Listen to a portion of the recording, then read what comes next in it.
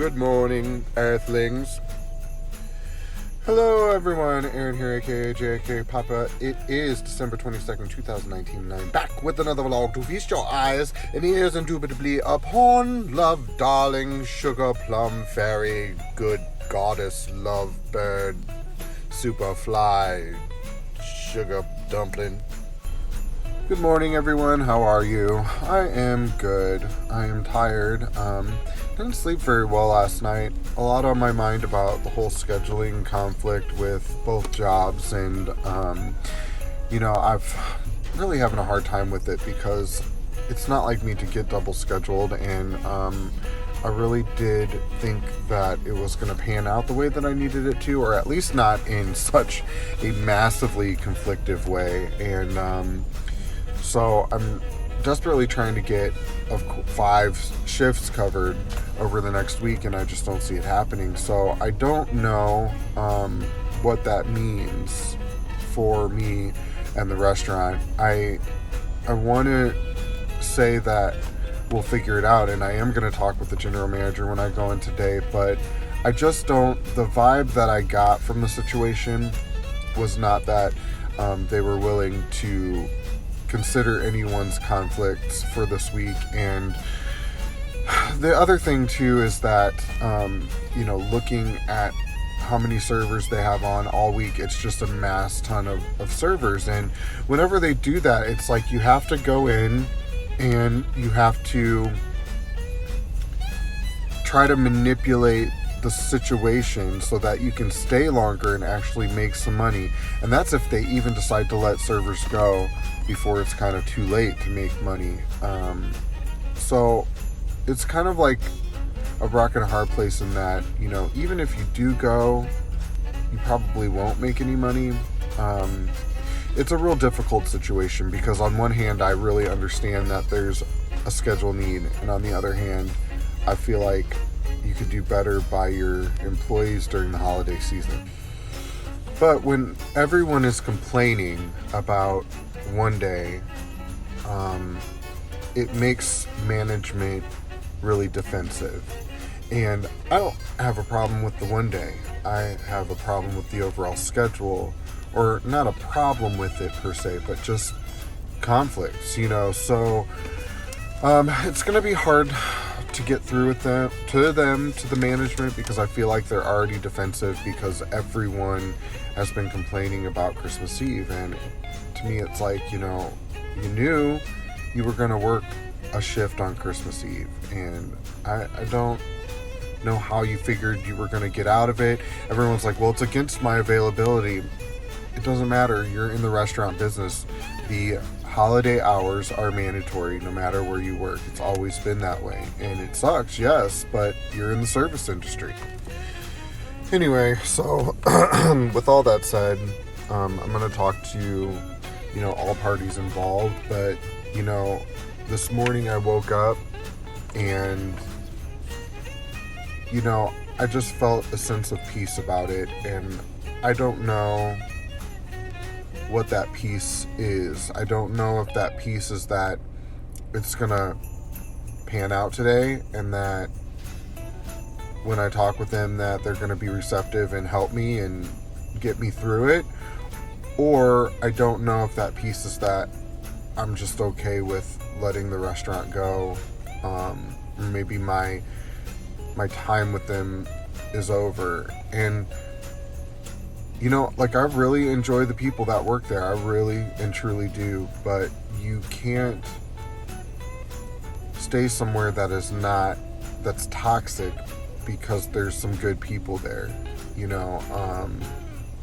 I've done that for years and years. I would stay at restaurants that were toxic, and just let it beat me down, and these huge corporate, restaurants are great, and they provide tremendous opportunity, and with the right management staff, with an understanding management staff, they're really phenomenal, and I'm not saying that we don't have that at this restaurant. We have a really great management staff there. I just think that when it comes to certain things, there's some misguidance or a misguided thought process. But I'm not the manager there, so I don't get to decide that, and I don't know everything. So with that being said, I can only operate with the information that I have, and the information that I have is that I'm massively conflicted. I don't know how it's going to work out, and I feel a little bit taken advantage of. So with that being said, like I said, I feel peace about it. I'm not going to sink any more energy into it today. I wanted to update you guys about my thought process about it because I've invited you in to the discussion. So I wanted to talk about it first thing today to just kind of get it out of the way and tell you kind of how things are transpiring and how my thought process is. And I will update you later, but I don't want to talk about anything negative anymore today, especially not at the beginning of the day. Holy smokes, no, thank you. So I'll let you know, but just know whatever happens, and it's going to be fine either way. I'm always fine. The bills always get paid. Always catch up. It's not perfect timing, but I don't know what perfect timing is. I don't have the ability to see into the future, so it may be perfect timing. Who knows? I don't know. But anyway, thanks for listening.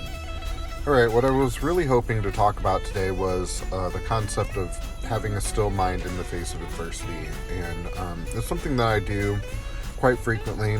It's a really useful tool to help cope with stress.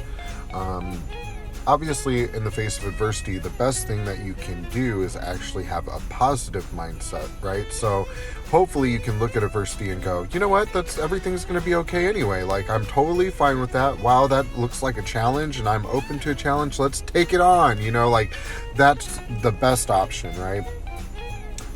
You can't always do that. There's so much that goes into your mood at any given moment that sometimes when faced with adversity, you could be like tired or hungry or feeling lonely or having gone through some trauma just recently.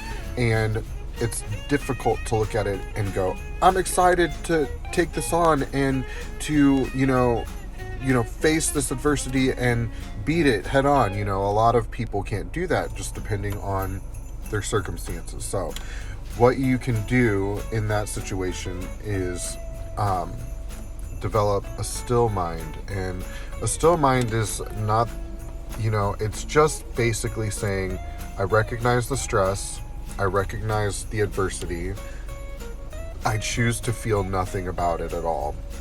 Okay? And I choose to not have a negative internal dialogue. I can't muster up a positive internal dialogue, but I'm not going to have a negative internal dialogue. And so what you do is you just quiet yourself, okay? And I practice this a lot. Sometimes in the restaurant business, you're just getting your butt kicked. There's too much going on. You don't feel like you're going to, dig yourself out of it. And I just get quiet and I say, you know what? You've got to focus right now. You don't have time to be negative. So just focus and be quiet. And what you'll find is that with a quiet mind, you're able to be still and your mind will naturally process the stress for you. So in a lot of situations, we try to muscle through things, like if we don't have the answers, we try to muscle through it. I want the answers now, I need the answers now, or you'll make snap decisions in the moment to try to alleviate it as quick as possible. And sometimes those impulse reactions are not good reactions. Sometimes they're fine, but sometimes they're also terrible reactions as well. So the still mind will allow you time. It will allow you time to process. It will allow you time to just think without having an emotional response to it. And I guess that's the point of it, is to say, I understand that I need a solution for this.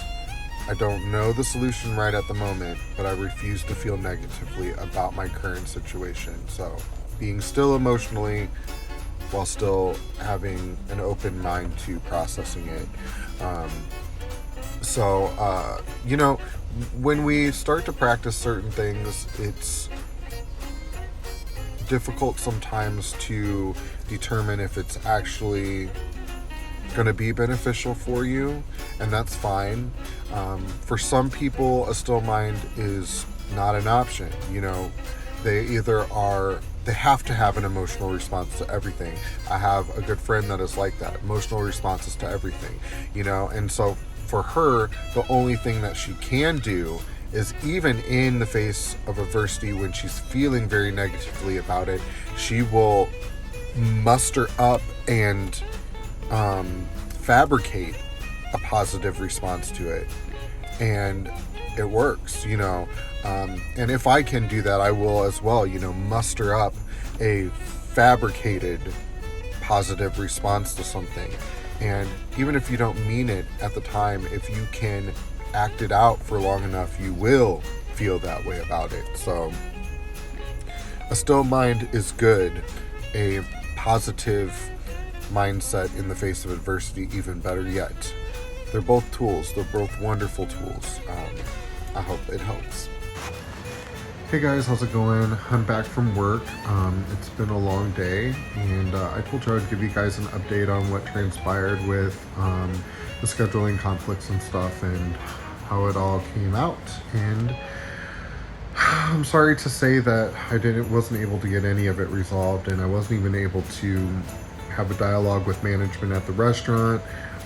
It is like I felt, I just didn't feel like they were interested in having a conversation about it. And maybe I'm wrong, but I just felt that way, and so I didn't press it.